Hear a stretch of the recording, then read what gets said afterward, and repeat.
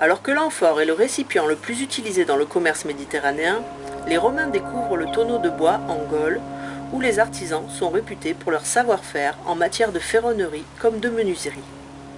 Après la conquête romaine, le tonneau remplacera les fragiles et malcommodes amphores. Les quelques historiens, comme Strabon, qui nous ont laissé des descriptions des Gaulois, ont été frappés par leur habitude de se battre entièrement nus. Mais leur vêtement a aussi attisé la curiosité, notamment par la qualité des tissus et par le port des braies, un pantalon de toile totalement ignoré dans le monde romain.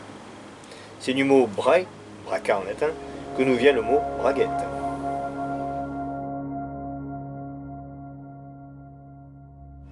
Inlassables défricheurs, les Gaulois ont su mettre les terres en valeur, notamment grâce à l'usage de la charrue équipée d'un soc en fer. L'outil a permis de labourer mieux et plus rapidement les terres lourdes, argileuses, et a contribué à l'opulence des campagnes gauloises. En attendant que la culture de la vigne se répande en Gaule, et avec elle la consommation de vin, les Gaulois boivent à chaque repas de la cervoise, ancêtre de notre bière, faite à partir d'eau et de grains fermentés comme l'orge, le blé, le métail, l'avoine ou le pois.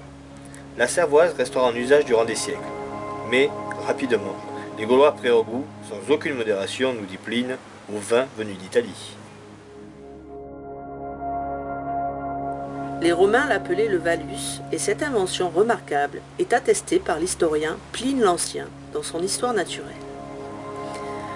Dans les grands domaines de Gaule, de puissantes moissonneuses pourvues de dents sont poussées par deux roues à travers la moisson par une bête de trait attelée en sens contraire. Elles arrachent les épis qui tombent dans la moissonneuse. Pour couper les récoltes ou faucher l'herbe, la faucille est l'outil le plus fréquemment utilisé par les paysans de l'Antiquité. Mais ce sont les Gaulois qui ont inventé la faux, avec sa longue lame incurvée et son manche équipé d'une poignée. Pas de sanglier à la table des Gaulois, mais du porc en quantité.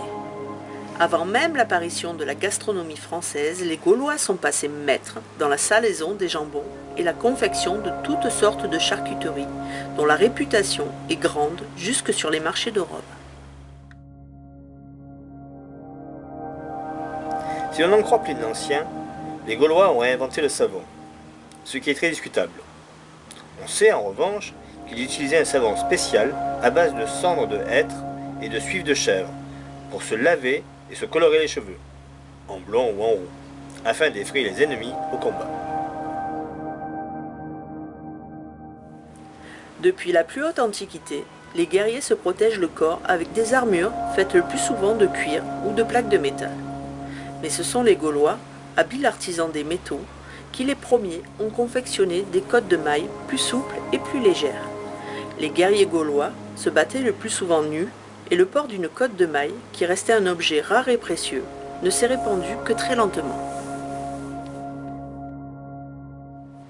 Tout civilisés qu'ils soient, les Romains dorment sur une paillasse, faite de paille, et jalousent le sommeil de leurs voisins gaulois, dont Pline nous apprend qu'ils dorment sur des matelas de laine. Ce n'est pas surprenant si l'on considère que l'élevage du mouton est largement répandu partout en Gaule. Reste que seuls quelques membres de l'aristocratie gauloise devaient avoir ce privilège.